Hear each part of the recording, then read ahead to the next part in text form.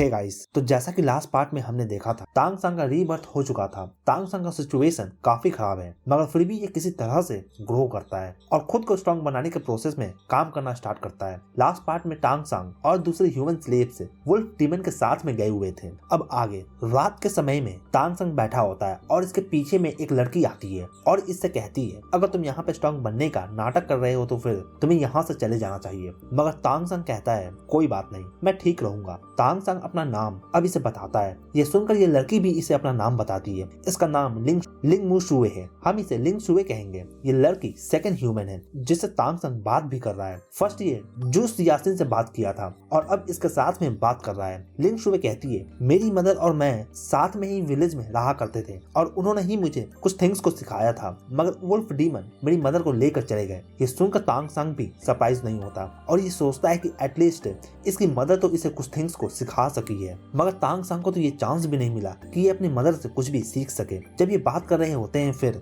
दूसरे स्लेव भी इनकी ओर देखते हैं और ये स्लेव से ज्यादा बात नहीं करते, बस ये इनकी ओर देखकर सर ही हिलाते हैं। इन 2 दिन में इन्हें काफी बेस्ट फूड खाने को मिलता है। जब से ये इस वर्ल्ड में आए हैं, इन 2 दिनों में इन्हें काफी अच्छा फूड खाने को मिलता है। 2 दिन बाद अब वापस से वुल्फ डीमन आता है और इन्हें लेकर साथ में जाता है। लिंग शुए तांग सांग के पीछे पीछे जाने लगती है। ये वुल्फ डीमन इन्हें अब फांगलांग सिटी की ओर लेकर जा रहा होता है। आगे जाते हुए अब ये लोग एक स्क्वायर के पास आ जाते हैं और इस स्क्वायर पे एक अल्टेयर को भी देखा जा सकता है और यहाँ पे कुछ स्टोन पिलर्स भी है। इसके नीचे में काफी ह्यूमन स्कल्स भी है। इसे देखकर तांग सांग अंदर ही अंदर काफी ज्यादा गुस्सा हो जाता है। हालांकि तांग सांग शांत होता है और अपने आगे के थिंग्स को देखता है। अल्टेयर के पास एक ट्री है। यहाँ पे एक ओल्ड वुल्फ डीमन है जो कि एक फीमेल वुल्फ की तरह दिख रही है। तांग सांग के साथ में जो वुल्फ डीमन आया है, अब ये इस लेडी वुल्फ को ग्रीट करता है और कहता है, मैंने इस साल के सभी अवेकन ह्यूमन स्लेव्स को लेकर आया हूँ। ये वुल्फ डीमन इसे लेडी को वुल्फ प्रीस्ट कहता है। तांग सांग इस ओल्ड प्रीस्ट के कल्टीवेशन लेवल को भी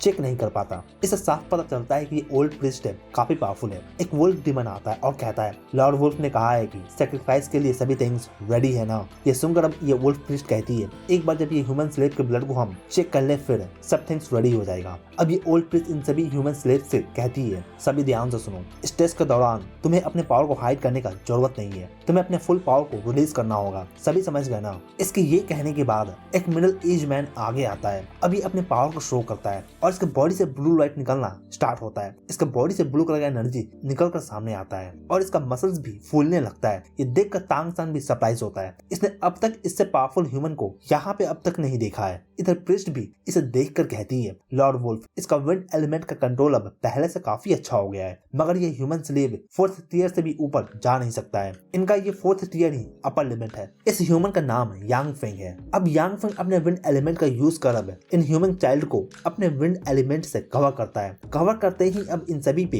प्रेशर काफी आना स्टार्ट होता है। तांग सांग इसका विंड ब्लेड अब इस विंड एलिमेंट के कांटेक्ट में आते ही शेक करना स्टार्ट करता है और अब जाकर तांग सांग को भी समझ में आ जाता है कि क्यों नहीं ये अब तक लेवल अप कर पा रहा था और इसका विंड ब्लेड क्यों नहीं इंप्रूव हो पा रहा था। अगर ये सेम एलिमेंट पावर को एब्जॉर्ब करे तो फिर इसका विंड ब्लेड भी इंप्रूव कर सकता है और साथ ही इसका लेवल भी इंक्रीज कर सकता है। तांग सांग के पास अभी एक अच्छा चांस है इस विंड एलिमेंट को एब्जॉर्ब करने का। जबकि इसका बॉडी विंड एनर्जी से कवर है तो फिर तांग सांग अब इस एनर्जी को एब्जॉर्ब करता है और इसके प्रेशर को रेसिस्ट करता है। इधर वुल्फ लॉर्ड यांग फेंग को जल्दी करने को कहता है। इसका प्रेशर के अंडर में दूसरे बच्चों में भी चेंजेस को देखने को मिलता है। इधर तांग सांग इसके एनर्जी को एब्जॉर्ब कर रहा होता है और साथ ही इसे काफी प्रेशर भी फील होता है। फाइनली ये टेस्ट भी खत्म हो जाता है और इस टेस्ट में टोटल 10 ह्यूमन स्लेव पार्ट लिए थे, मगर इसमें से टोटल 5 ही लोग पास कर पाए हैं। और वुल्फ लॉर्ड अब अपने हाथों को आगे करता है और दूसरे वुल्फ डीमन को इन 5 स्लेव्स को जो कि फेल हो चुके हैं इन्हें साइड में लेकर जाने को कहता है और जो पास हुए हैं इन्हें अब आगे लेकर आने को कहता है। आगे अल्टेयर के पास में प्रीस्ट और लॉर्ड वुल्फ दोनों साथ में खड़े होते हैं और ओल्ड प्रीस्ट अब एक वुल्फ का आवाज निकालती है जोर से। इन्हें देखकर इस टाइम पे वुल्फ लॉर्ड अब आगे आकर कहता है, जो टेस्ट को पास नहीं किए हैं इनके बॉडी में मेरे फेंगलांग क्लाइन का ब्लड बेकार है, इन्हें किल कर दो। ये देखकर ही अब तुरंत ही वुल्फ डीमन इन 5 लोगों पे अटैक करता है और अब ये मारे जाते हैं। इनके बॉडी से ब्लड भी काफी आ रहा है। इसे देखकर तांग सांग भी काफी टेंस और साथ ही काफी गुस्सा भी होता है। तांग सांग के आगे यांग फेंग आकर खड़ा हो जाता है ताकि कोई भी इसके एक्सप्रेशन को ना देख सके। इस टाइम पे 5 स्लेव काफी टेंस होते हैं। तांग सांग देखता है कि अब 10 ह्यूमन स्लेव को लेकर आया जा रहा है और इनमें तांग सांग एक नंगी वुमन को भी देखता है। इन्हें देखकर तांग सांग समझ जाता है कि यह हाई प्रीस्ट के सैक्रिफाइस के लिए यहाँ पे आए हैं। इस टाइम पे तांग संग काफी एंग्री होता है। इतना गुस्सा तो ये पिछले लाइफ में भी फील नहीं किया था। पिछले लाइफ में तांग संग एक गॉड किंग बन गया था और इसका इमोशन भी इसके कंट्रोल में ही रहा करता था। मगर इस तरह के सिचुएशन को देखकर कोई कैसे शांत रह सकता है। इधर ये हाई प्रीस्ट अब इन ह्यूमंस को लेकर अब अल्टेयर के पास में प्रेयर करना स्टार्ट करती है और कहती है, एंसेस्टर आप हमारे क्लैन को प्रोटेक्ट करना और हमारे क्लैन को ब्लेसिंग देना। हम आज आपके लिए ब्लड सैक्रिफाइस कर रहे हैं इन ह्यूमन बीइंग्स का। इस सैक्रिफाइस रिचुअल के लिए आज 10 लोग मारे गए हैं और तांग संग ये देखकर अपने आंखों को बंद कर लेता है। इधर लिंग शुए भी इस टाइम पे काफी सैड फील करती है और साथ ही अंदर से थोड़ा बहुत गुस्सा भी हो जाती है। तांग संग भी लिंग शुए के इमोशन को नोटिस करता है। इस टाइम पे तांग संग भी इस वर्ल्ड को चेंज करना चाहता है और ये नहीं चाहता है कि ह्यूमन बीइंग से इस वर्ल्ड में स्लेव बने रहे। ये रिचुअल 1 घंटे के करीब चलता है और तांग संग स्टार्टिंग से लेकर एंड तक इस पूरे रिचुअल को देखता है। इस रिचुअल के बाद इन्हें डिफरेंट जगह पे लेकर जाया जाता है। इन 5 लोगों को अब एक वुडन और स्टोन के बने हुए घर में लेकर आया जाता है। यान फेंग यहाँ पे इन्हें लेकर आता है और ये जगह इस फेंगनांग सिटी के वेस्ट में आता है। इस घर के सामने एक छोटा स्क्वायर भी बना हुआ है। घर का डोर ओपन होता है और एक वुमन निकल कर सामने आती है और ये यान फेंग को देखकर कहती है, तो फिर 5 लोग मारे जा चुके हैं। और ये कहकर ये थोड़ा सैड हो जाती है। फिर ये इन 5 लोगों को घर के अंदर लेकर जाती है। अंदर आने के बाद इन्हें वाटर भी दिया जाता है पीने के लिए और यांग फेंग कहता है, चिल्ड्रन तुम सब लकी थे कि तुम्हें सिलेक्ट किया गया है। अब मैं तुम्हारा टीचर हूँ और तुम्हें मुझसे सीखना होगा। 3 साल बाद फिर से तुम्हारा टेस्ट होगा और उसमें तुम्हें अपने सेम एज के वुल्फ डीमन को डिफीट करना होगा। तभी तुम जाकर एक वेसल बन भी सकोगे। इन समय में तुम्हें काफी हार्ड ट्रेनिंग करना होगा। मुझे नहीं पता कि तुम मेरे बात को समझ भी पा रहे हो या नहीं, मगर मैं तुम्हें ट्रेन करूंगा। अगर तुम फेल होते हो तो फिर तुम्हारा भी इन 5 लोगों का जैसा ही हालत होगा 3 साल बाद। अभी इस वुमन को इंट्रोड्यूस करता है और कहता है इसका नाम क्यूजिंग है। हम भी पहले तुम्हारे सिचुएशन से गुजर चुके हैं, मगर हम सर्वाइव करके वेसल ट्रेनिंग के लिए सिलेक्ट हुए और अब एक वेसल बन चुके हैं और अब तक हम जिंदा हैं। इस तरह से अब इन्हें एक टोकन दिया जाता है जो कि ये अपने गले में डाल लेते हैं। अगर ये बाहर घूमने जाते हैं तो फिर इस टोकन से पता चलेगा कि ये यहाँ पे ट्रेनिंग ले रहे हैं, नहीं तो फिर ये मारे भी जा सकते हैं अगर इनके पास कोई भी टोकन ना हो तो फिर। थोड़ा इंट्रोडक्शन के बाद अब इन्हें ऊपर लेकर जाया जाता है जहाँ पे ये अपना डिनर करते हैं। तांग संग को इन 5 चिल्ड्रन में से अभी लिंग शुए का नाम ही पता है और 3 के बारे में तो कोई भी जानता भी नहीं है। डिनर के बाद सभी अपने अपने रूम में सेंड कर दिए जाते हैं और ये लोग सोने चले जाते हैं। जब सभी सो जाते हैं फिर इसके बाद तांग संग उठता है और अपने रूम से निकलकर लिंग शुए के रूम की ओर आगे जाता है और इसके रूम को नॉक करता है। लिंग शुए बाहर आती है और अब ये दोनों हॉल में आगे जाते हैं। लिंग शुए यहाँ पे इस टाइम पे काफी सैड होती है और साथ ही ये रो भी रही होती है। तांग संग इसे देखता है। जब से ये इस वर्ल्ड में आया है ये फर्स्ट लड़की है जो कि इससे बात भी कर रही है। तांग संग इसके बॉडी में अपने स्वान टियान गॉन्ग के पावर को डालता है। इससे लिंग शुए को थोड़ा अच्छा फील होता है और अब ये थोड़ा शांत होने के बाद ये रोते हुए अभी भी कहती है, तांग संग मैंने आज स्टेज पे अपनी मदर को देखा था, मतलब कि जो सैक्रिफाइस के लिए ह्यूमंस आए थे उनमें इसकी मदर भी थी। ऐसा लगता है कि आज अल्टेयर पे जो 10 वुमेन आई थी ये इन 10 चिल्ड्रन की मदर थी और शायद इनमें तांग संग की भी मदर हो सकती है। मगर तांग संग की मदर को वुल्फ डीमन लेकर चला गया था जब तांग संग 1 मंथ का ही था। इस कारण से इसे अपनी मदर का फेस भी याद नहीं है और ये सोच कर तांग संग भी ऊपर से नीचे तक हिल जाता है कि आज इसने क्या देख लिया। जब ये बात कर रहे थे फिर यान फेंग और क्यूजिंग ये दोनों आते हैं और क्यूजिंग लिंग शुए का गले लगा लेती है इसे रोता हुआ देखकर और इसे शांत कराने का कोशिश करती है। यांग फेंग कहता है ये मॉन्स्टर क्लैन का रूल है, जो भी टेस्ट के लिए आते हैं उनके सामने उनके ही मदर को सैक्रिफाइस कर दिया जाता है। यान फेंग कहता है इस मॉन्स्टर क्लैन में कुछ रूल्स है, मैं जानता हूँ कि तुम दोनों दूसरे चिल्ड्रन से डिफरेंट हो, स्पेशली तुम। ये तांग संग के बारे में बात करता है और फिर कहता है तुम काफी टाइम पहले ही अपने पावर को अवेकन कर चुके हो, ये सच है ना, मगर याद रहे अगर कोई वेसल इन वुल्फ ट्राइब को धोखा देता है फिर ना सिर्फ तुम मारे जाओगे बल्कि तुम्हारे साथ में दूसरे वेसल्स भी मारे जाएंगे, यानी कि मैं और यहाँ पे जितने भी चिल्ड्रंस हैं ये सभी मारे जाएंगे। इससे कोई फर्क नहीं पड़ता कि तुम एक बच्चे हो या अडल्ट हो, अगर हमें इसे बचना है तो फिर हमें तुम्हें रिपोर्ट करना होगा और वो आकर तुम्हें टॉर्चर करेंगे। तो अब तुम समझ गए होगे। ये सुनकर तांग संग गुस्सा नहीं होता मगर इसके आंखें काफी ज्यादा कोल्ड लुक दे रहा होता है, जैसे कि ये सभी थिंग्स को ही यहाँ पे इस टाउन में डिस्ट्रॉय कर देगा। अगर तांग संग चाहे तो फिर ये अपने स्पिरिचुअल पावर का यूज कर 80% थिंग्स को यहाँ पे डिस्ट्रॉय कर सकता है। अगर इसे फ्यूचर में गॉड लेवल पे जाना होगा अपने पिछले लाइफ की तरह तो फिर इसे काफी हार्ड ट्रेनिंग करना है और अभी ये काफी वीक भी है। यहाँ पे इस वर्ल्ड में सप्रेशन स्पिरिचुअल एनर्जी का काफी ज्यादा है और ये बात ये भी जानता है। यान फेंग ने अभी जो कहा है ये सच ही है और सिर्फ स्ट्रॉन्ग बनने के बाद ही इस थिंग को हैंडल किया जा सकता है। क्यूजिंग कहती है बच्चों मेरा भी एक बच्चा है और वो अवेकनिंग टेस्ट को फेल कर चुका है, तो मैं जानती हूँ कि तुम क्या फील कर रही होगी। यान फेंग कहता है आज के लिए रेस्ट करो, कल से ट्रेनिंग स्टार्ट होगा। रात में तांग सांग सो भी नहीं पाता जब ये अपने रूम में जाता है। इसका माइंड में अभी भी अल्टेयर का सीन घूम ही रहा होता है और जब से इसने सुना है कि सेक्रीफाइस में 10 चिल्ड्रन की मदर थी, तब से ये सिर्फ इस सीन के बारे में ही सोच रहा होता है। अब तो तांग सांग के दिल में अब इस टाउन को लेकर काफी नफरत भी डेवलप होना स्टार्ट हो चुका है इन डीमंस के लिए। नेक्स्ट मॉर्निंग अब ब्रेकफास्ट के बाद यान फेंग इन 5 चिल्ड्रन को कहता है, आज से मैं तुम्हें सिखाना स्टार्ट करूंगा।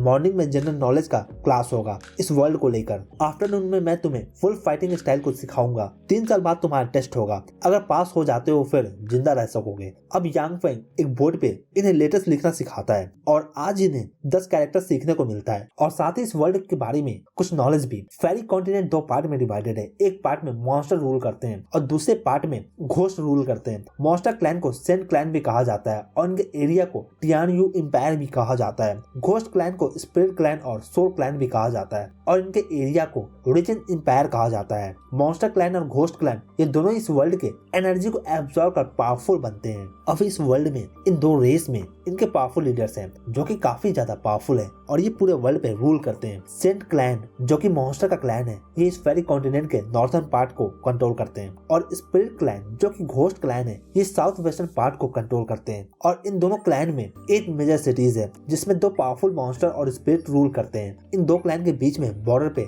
एक होली स्पिरिट सिटी है और ये सबसे बिगेस्ट सिटी है। इन सिटीज को इन दोनों के हर एक के क्लैन में एक पावरफुल फिगर रूल करता है और हर एक सिटीज का विलेजेस भी डिवाइड होता है। जैसे कि यहाँ पे सिटी में 7 विलेजेस हैं। इस वर्ल्ड में ह्यूमंस भी सभी जगह पे फैले हुए हैं, मगर ह्यूमंस स्लेव ही हैं हर जगह पे। मॉन्स्टर और स्पिरिट क्लैन में जो पावरफुल होते हैं, इनके बच्चे जन्म से टियर 5 और टियर 6 लेवल पे होते हैं, तो ह्यूमंस इस लेवल पे तो जा भी नहीं सकते हैं अपने कल्टीवेशन के दौरान पे, जबकि ये मॉन्स्टर और स्पिरिट जन्म से इस लेवल से कल्टीवेशन करना स्टार्ट कर देते हैं। घोस्ट क्लैन में ह्यूमन का लाइफ वहाँ पे अच्छा होता है, ये कहा जाता है मॉन्स्टर क्लैन से अच्छा, जबकि घोस्ट मीट को नहीं खाते हैं तो फिर वहाँ पे ह्यूमंस को ज्यादा जान का खतरा भी नहीं होता। और कहा जाता है कि वहाँ पे ह्यूमंस का स्टेटस भी यहाँ मॉन्स्टर क्लैन के ह्यूमन से तो अच्छा ही होता है। इस तरह के इन्फॉर्मेशन के साथ में अब मॉर्निंग का क्लास खत्म होता है। इस क्लास के बाद ये लोग लंच करते हैं और आफ्टरनून क्लास स्टार्ट होता है। इस क्लास में इन्हें वुल्फ फाइटिंग स्टाइल को सिखाया जाएगा। यान फेंग कहता है, तुम्हें इसलिए सेलेक्ट किया गया है क्योंकि तुम्हारे ब्लड में विंड वुल्फ का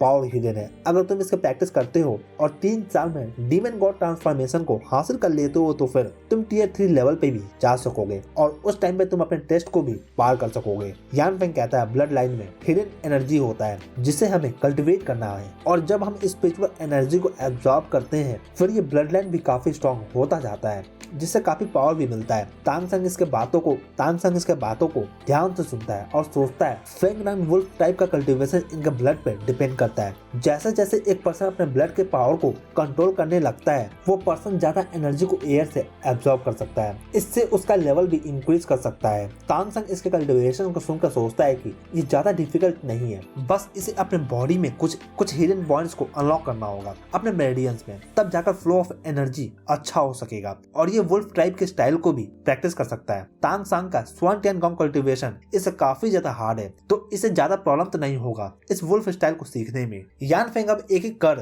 इन सभी चिल्ड्रन के पास आकर इन्हें ट्रेन करता है। जब ये तांग सांग के पास आ जाता है फिर ये देखता है कि इसके पास ऑलरेडी विंड एनर्जी गैदर हो रहा है और ये देखकर ये एक बात तो जान जाता है कि तांग सांग काफी डिफरेंट है दूसरों से और ये काफी टैलेंटेड भी है, मगर इसमें क्या डिफरेंट है ये अभी भी यान फेंग समझ नहीं सका है। यान फेंग अब तांग सांग को कहता है, ठीक है, इस तरह से प्रैक्टिस करो और अपने ब्लड लाइन को इम्प्रूव करो, मैं 1 मंथ के बाद में तुम्हारा टेस्ट लूंगा। तांग सांग अब यान फेंग से इस वर्ल्ड के लेवल अप सिस्टम के बारे में पूछता है और पूछता है कि सबसे पावरफुल कौन है और किस लेवल पे होगा वो। ये सुनकर ये भी सरप्राइज हो जाता है कि इसने क्या पूछ दिया और फिर ये कहता है, जहाँ तक मुझे पता है मैंने सुना है कि टियर 10th लेवल पे मॉन्स्टर होते हैं, अगर कोई 12th और इससे ऊपर के टियर पे होगा फिर वो एशियन डीमन होगा। ये सुनकर अब तांग सांग भी काफी सरप्राइज होता है। ये भी जानता है कि ये वर्ल्ड इसके पिछले वर्ल्ड से काफी डिफरेंट है। जो यहाँ पे 10th और 12th टियर लेवल पे हैं, ये गॉड लेवल से कंपेयर किए जा सकते हैं। तांग सांग के पिछले वर्ल्ड से ये गॉड लेवल से कंपेयर किए जा सकते हैं। तांग सांग कहता है, अगर यहाँ पे इस तरह का पावरफुल फिगर है तो फिर इसे अब गॉड किंग लेवल को टच करना ही होगा,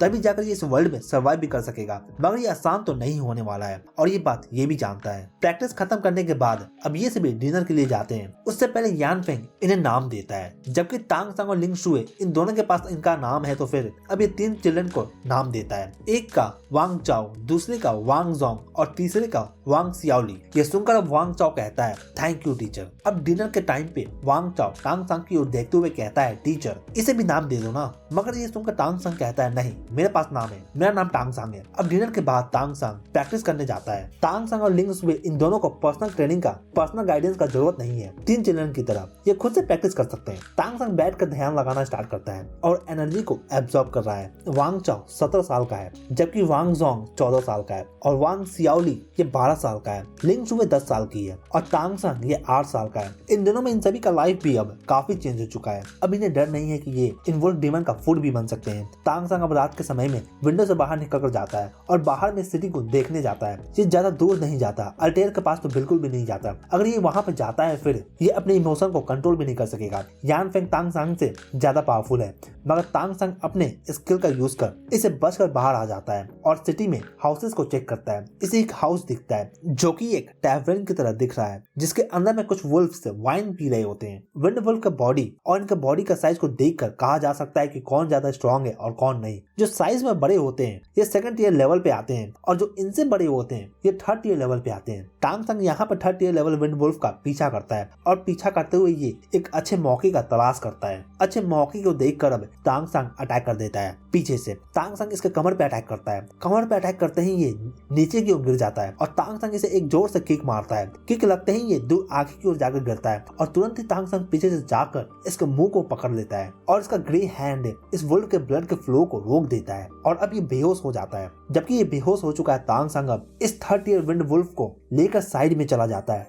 एक अंधेरे जगह पे जहाँ पे इसे कोई देख भी ना सके। टांग सांग अब अपने स्वान टैन गॉन्ग का यूज करता है और इसके बॉडी से अब इसके ब्लड लाइन के पावर को एब्जॉर्ब करना स्टार्ट करता है।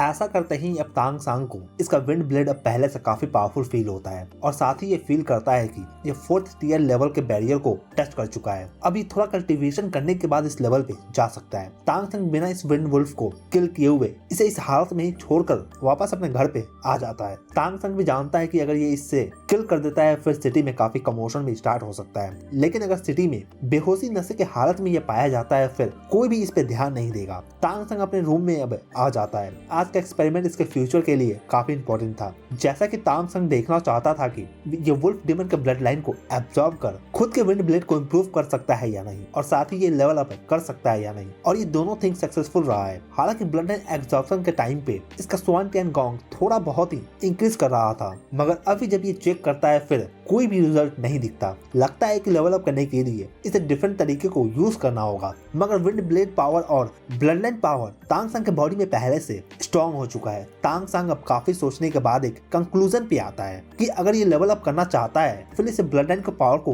एब्जॉर्ब करते रहना होगा, और सोचता है कि अभी ये लेवल अप इसलिए नहीं कर सका क्योंकि जितना ज्यादा एनर्जी चाहिए था लेवल अप करने के लिए उतना ज्यादा 3rd टियर विंड वुल्फ के ब्लड लाइन में नहीं था। अगर ये किसी स्ट्रॉन्ग वुल्फ ब्लड लाइन के पावर को एब्जॉर्ब करता है फिर इसका लेवल भी इंक्रीज कर सकता है। हालांकि टाउन में 4th टियर विंड वुल्फ का मिलना भी काफी कम चांस है। टांग सांग अभी तो लेवल अप नहीं करने वाला है, इसे अभी के लिए शांति होना होगा और खुद की कल्टीवेशन पे ही फोकस करना होगा। अब नेक्स्ट कुछ दिनों तक टांग सांग और दूसरी यान फेंग के गाइडेंस में कल्टीवेट करते हैं। कुछ दिन के ट्रेनिंग के बाद वांग चाओ इसका टैलेंट 5 लोगों में से सबसे खराब है और लिंग शुए इन तीनों वांग ब्रदर से अच्छा परफॉर्म कर रही है, मगर अभी भी ये अपने विंड ब्लेड को ट्रांसफॉर्म नहीं कर सकी है। लेकिन इसका टैलेंट को देखकर यान फेंग इसका काफी तारीफ भी करता है, मगर यांग फेंग टांग सांग के टैलेंट को देखकर काफी सरप्राइज है। इन कुछ दिन के ट्रेनिंग के बाद टांग सांग का विंड ब्लेड अब पहले से काफी बड़ा हो चुका है, लेकिन अभी भी ट्रांसफॉर्मेशन में टांग सांग के बॉडी से थोड़ा सा भी हेयर ग्रो नहीं करता वुल्फ के जैसा, और ये बात से यांग फेंग भी काफी कंफ्यूज है।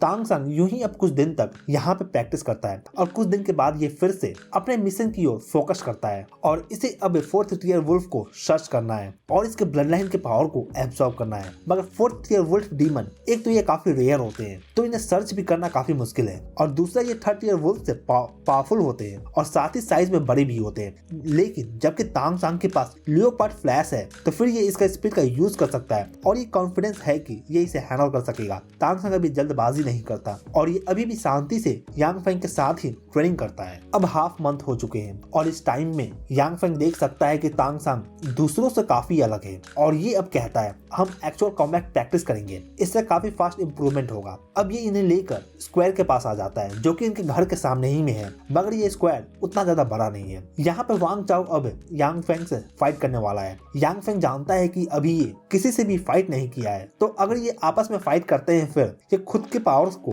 होल्ड नहीं कर सकेंगे और एक दूसरे को इंजर भी कर सकते हैं। वांग चाओ अपने वुल्फ ट्रांसफॉर्मेशन का यूज करता है, यांग फेंग अपने ट्रांसफॉर्मेशन का यूज नहीं करता। वांग चाओ अब चिल्लाते हुए आगे जाता है और अब अटैक कर देता है, मगर एक ही मूव में यांग फेंग इसे दूर पीछे की ओर थ्रो करता है। तांग संग इसका फाइट को देख रहा है और ये देख सकता है कि टीचर का कॉम्बैट एक्सपीरियंस काफी अच्छा है। यांग फेंग को ये सभी टीचर कहते हैं। 5 मिनट के बाद अब यांग चाओ जमीन पे पड़ा होता है और ये अपना फाइट को हार चुका है। यांग फेंग अब वांग चाओ के पास आकर इसकी गलतियों को इसे बताता है। नेक्स्ट अब वांग जोंग का बारी आता है और इसे पहले ही यांग फेंग एक्सप्लेन कर देता है जो गलती अभी यांग चाओ ने किया था। अब इन दोनों का फाइट स्टार्ट होता है। तांग संग देखता है कि यांग फेंग अपने फेक मूवमेंट का यूज कर रहा है और इससे वांग जोंग भी कंफ्यूज हो जाता है और मूवमेंट के कारण से ये भी आसानी से डिफीट हो जाता है। इसका फाइट भी 5 मिनट तक ही चलता है। अब ऐसा करते हुए लिंग शुए का बारी आ जाता है और 4th नंबर पे ये फाइट करती है। इससे पहले वांग ब्रदर्स फाइट कर चुके हैं। लिंग शुए अब आगे आती है और अब ये काफी फास्ट मूव करती है।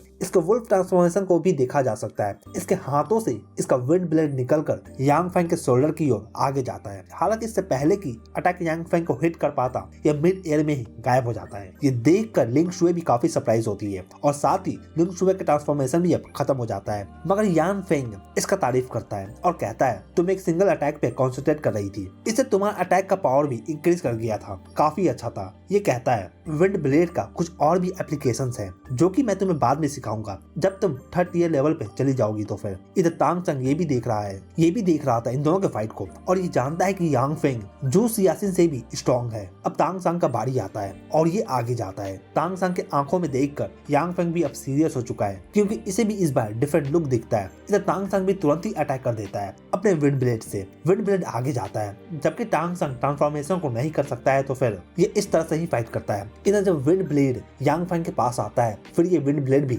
गायब हो जाता है। तांग संग अपने विंड ब्लेड को सपोर्ट करने के लिए ज्यादा एनर्जी भी यूज नहीं करता और इस कारण से ये गायब हो जाता है। इधर इस पर यांग फेंग थोड़ा पीछे हट जाता है फाइट के दौरान में। फाइट के दौरान जब ये तांग संग के पावर को देखता है तो फिर क्योंकि इस बार तांग संग का विंड ब्लेड यांग फेंग को हिट किया था मगर इसे ज्यादा डैमेज भी नहीं आता। यांग फेंग काफी सरप्राइज होता है कि ये कैसे हो सकता है। इधर तांग संग अपने लेफ्ट हैंड को ऊपर की ओर कर दूसरे विंड ब्लेड को शूट करता है मगर इस बार ये डिफरेंट होता है। तांग संग का विंड ब्लेड काफी फास्ट इस बार यांग फेंग के पास जाता है और यांग फेंग के विंड ब्लेड से कोलाइड करता है। फाइट के दौरान अब यांग फेंग समझ जाता है कि तांग संग से फाइट करना इसके बस का बात नहीं है। तांग संग के पावर को देखकर यांग फेंग सोचता है कि इसे सिटी लॉर्ड और हाई प्रीस्ट ही इसे डिफीट कर सकेंगे। ये सोचता है कि तांग संग की बॉडी में ब्लड लाइन का पावर काफी स्ट्रॉन्ग है। इसने भी नहीं सोचा था कि एक 8 साल का बच्चा इतना पावरफुल विंड ब्लेड को परफॉर्म भी कर सकता है। तांग संग अपने पिछले लाइफ में एक पावरफुल सेक्ट को कंट्रोल करता था, तांग सेक्ट को, और ये सीक्रेट हिडन वेपन्स को डेवलप करने में काफी माहिर भी था। स्वान टियान गोंग को प्रैक्टिस करता था।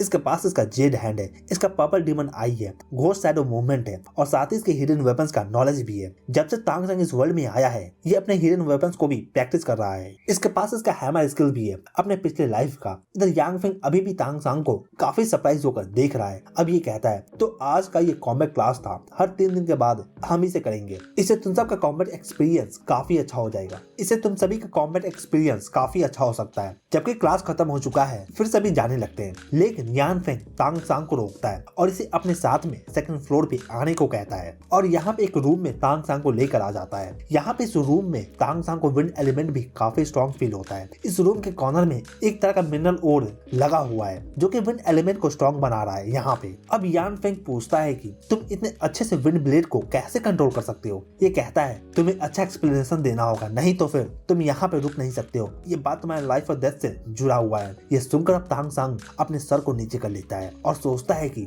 अब ये इस बात को कैसे एक्सप्लेन करे। ये थोड़ा शांत होकर अब एक्सप्लेन करता है और कहता है, मैंने अपने ब्लड लाइन को काफी टाइम पहले ही अवेकन कर लिया था। जब मैं 6 साल का था तो फिर उस टाइम पे एक रात में काफी भूखा था और खाने के तलाश में मैं विलेज के किनारे पे चला गया था। वहाँ पे मैं जंगल में चला गया। वहाँ पे मैं एक पर्सन से मिला और वो पर्सन मुझे देखकर मुझे पकड़ लिया था और मैं काफी डर गया था उस टाइम पे। उस कारण से मैं अपने ब्लड लाइन के पावर को अवेकन कर लिया। उस टाइम पे वो पर्सन मेरे पावर को देखकर उसने मुझे कहा कि क्या मैं उसे सीख सकता हूँ, क्या वो मुझे कुछ सिखा सकता है। मगर मैं उस टाइम पे जानता नहीं था कि लर्निंग क्या होता है, ये सीखना क्या है। मुझे तो बस खाना चाहिए था। और वो पर्सन उस दिन के बाद से हर रात को मुझे खाना दिया करता था और साथ ही मुझे कुछ सिखाया करता था। उसने मुझे विंड ब्लेड को कंट्रोल करना सिखाया। तांग संग कहता है, उसने ही कहा कि ट्रांसफॉर्मेशन अच्छा नहीं है, इससे एक पर्सन का लिमिट फिक्स हो जाता है और फ्यूचर में वो पर्सन ज्यादा स्ट्रॉन्ग बन नहीं सकता है। उस पर्सन ने मुझे एक गॉन्ग मेथड को प्रैक्टिस करने को कहा था। ये वैसा मेथड है जो सिर्फ ह्यूमन से प्रैक्टिस कर सकते हैं और उसने मुझे इस मेथड को दूसरे से छुपा कर रखने को कहा है और किसी को नाम देने को कहा है जो ट्रांसफॉर्मेशन को प्रैक्टिस करते हैं। उस पर्सन ने मुझे कहा कि फ्यूचर में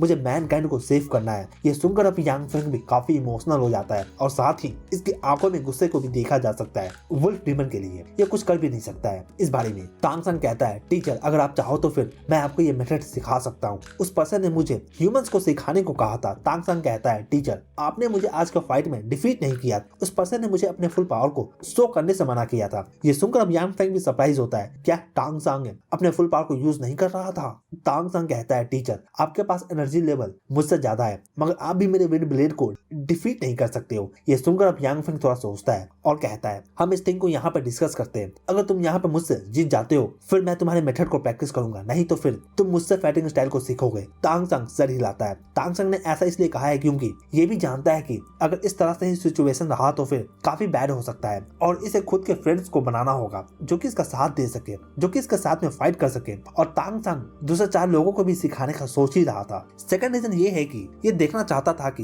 क्या यांग फेंग उस ह्यूमन ऑर्गेनाइजेशन का हिस्सा तो नहीं है। अगर ऐसा होता तो फिर फ्यूचर में इसे ज्वाइन करने में आसानी होगा। और तांग संग यांग फेंग का ब्लड लाइन और इसका विंड पावर को भी थोड़ा बहुत सोलो करना चाहता है ताकि ये 4th ईयर लेवल पे जा सके। तांग संग इस बारे में काफी दिनों से सोच रहा था। एक पॉइंट पे इसका सीक्रेट तो पता चलना ही था, तो फिर ये इस कारण से ही थोड़ा सच और थोड़ा झूठ मिलाकर एक स्टोरी बनाकर यांग फेंग को सुना देता है। नेक्स्ट अब यांग फेंग इस रूम के कॉर्नर में चला जाता है और तांग संग को कहता है, चिंता मत करो, फाइट के दौरान नॉइस का बस अटैक करो। यांग फेंग का बॉडी अब फूलता है और अब ये ट्रांसफॉर्म होता है वुल्फ में। इसका बॉडी भी अब साइज में बड़ा हो जाता है। यांग फेंग अब तक का पावरफुल ओपोनेंट है तांग संग के लिए। इधर तांग संग के हाथों में 2 विंड ब्लेड को देखा जा सकता है। तांग संग का विंड ब्लेड अब आगे जाता है, इधर यांग फेंग का भी विंड ब्लेड आगे जाता है। दोनों ही के विंड ब्लेड एक दूसरे को इग्नोर करते हुए इनके पास आते हैं। अब तांग संग इसके विंड ब्लेड्स को डॉज करता है। इधर यांग फेंग तांग संग के विंड ब्लेड से हिट होता है, इसके पैर पे आकर लगता है मगर ये विंड एनर्जी से कवर है तो फिर इससे ज्यादा डैमेज भी नहीं होता। फाइट के दौरान अब यांग फेंग भी समझ जाता है कि तांग संग का विंड ब्लेड दूसरों से स्ट्रॉन्ग है और इसके पावर को फील कर अब ये कहता है, तो फिर तांग संग 3rd ईयर लेवल पे आ चुका है 8 साल के एज में ही। अब ये अपने पावर को रिलीज करता है। हालांकि यांग फेंग कितना भी पावरफुल क्यों ना हो मगर ये बैटल जीनियस नहीं हो सकता है। तांग संग पिछले लाइफ में गॉड किंग था और ये काफी सारे बैटल को फाइट किया था तो फिर इसका कॉम्बैट एक्सपीरियंस भी काफी ज्यादा है। तांग संग अब यांग फेंग के करीब आता है और इसके बड़े से हाथ को पकड़ता है अपने जेड हैंड से। जेड हैंड के कारण से इसका वीक डिफेंस भी टूट जाता है। तुरंत ही अब तांग संग काफी फास्ट अब पंचेस करना स्टार्ट करता है और अब इससे यांग फेंग भी सरप्राइज होता है और ये घुटने के बल बैठ जाता है। इसे तो समझ में ही नहीं आता कि अभी सडनली क्या हो गया। अब तांग संग पीछे हट जाता है। इस फाइट के दौरान तांग संग अपने स्वान टियान गॉन्ग का भी यूज किया था ताकि ये यांग फेंग के ब्लड लाइन के पावर को थोड़ा बहुत एब्जॉर्ब कर सके। तुरंत ही तांग संग को मिस्टीरियस पावर इसके बॉडी में फील होता है और ये फील कर अब कहता है, मैं सही था, मुझे बस अपने से हायर लेवल मॉन्स्टर के ब्लड लाइन के पावर को एब्जॉर्ब करना होगा। तुरंत ही तांग संग को मिस्टीरियस पावर इसके बॉडी में फील होता है और ये फील कर अब कहता है, मैं सही था, मुझे बस अपने से हायर लेवल मॉन्स्टर के ब्लड लाइन के पावर को एब्जॉर्ब करना था जिसके पास से मेरे जैसा ही एबिलिटी हो, जैसे कि वो भी विंड ब्लेड यूज करता हो। इधर यांग फेंग का पूरा बॉडी ही अब पेन में होता है और ये तांग संग को देखता है। इसे भी यकीन नहीं है कि अभी अभी ये 8 साल के बच्चे से फाइट में हार चुका है। यांग फेंग अब अपने प्राइड को किसी तरह से दबाता है और कहता है, ठीक है जाओ और याद रहे इस बात को किसी से भी मत कहना जो आज तुमने मुझे कहा है। तांग संग अपने रूम में जाता है। यहाँ पे वांग जुंग अभी भी कल्टीवेट कर रहा है। तांग संग सोचता है कि फ्यूचर में यांग फेंग का रूम काफी अच्छा होगा कल्टीवेट करने के लिए। धीरे धीरे इसका भी विंड एट्रीब्यूट स्ट्रॉन्ग होता जा रहा है। तांग संग अपने बॉडी में स्वान टियान गॉन्ग को रन करता है और इस एनर्जी को सर्कुलेट करता है। धीरे धीरे अब इसका ऑरा भी इंक्रीज करता जाता है और फाइनली अब इतने दिनों के बाद ये 4th टीयर पे चला जाता है, मतलब कि 4th रेल्म में स्वान टियान गॉन्ग का। दैट्स व्हाट तांग संग कॉल इट। इस रेल में आते ही ये फील कर सकता है कि इतना ज्यादा एनर्जी ये फील कर सकता है अपने आसपास का सराउंडिंग में। तांगसंग को काफी एनर्जी फील होता है। तांगसंग फील कर सकता है कि एनर्जी इसका कमांड को मान रहे हैं। तांगसंग कहता है अगर इसे स्ट्रॉन्ग बनना है फिर इसे स्ट्रॉन्ग मॉन्स्टर को सर्च करना होगा और उनके ब्लड लाइन को एब्जॉर्ब करना होगा। इससे काफी स्किल्स भी मिल सकता है। 3 साल बाद अगर तांगसंग वेसल ट्रेनिंग के लिए सिलेक्ट हो जाता है फिर इसका लॉर्ड जहां तक इसे जाने को कहेगा ये वहां तक जा सकेगा। 3 साल बाद तांगसंग अपने लिए एक गोल रखे हुए है, इसे बिग सिटी में जाना होगा और इन 3 साल में इसे काफी थिंग्स को मास्टर करना होगा अपने पिछले लाइफ से। और इसी के साथ ये पार्ट यहीं पे खत्म होता है। तो दोस्तों इसके आगे का पार्ट हम नेक्स्ट वीडियो में देखेंगे। इस पार्ट के लिए इतना ही। वीडियो अच्छा लगा हो तो वीडियो को लाइक जरूर करें और अगर आप चैनल पर नए हैं तो चैनल को जरूर सब्सक्राइब करें ऐसे और भी एनीमे एक्सप्लेन के लिए। Thank you.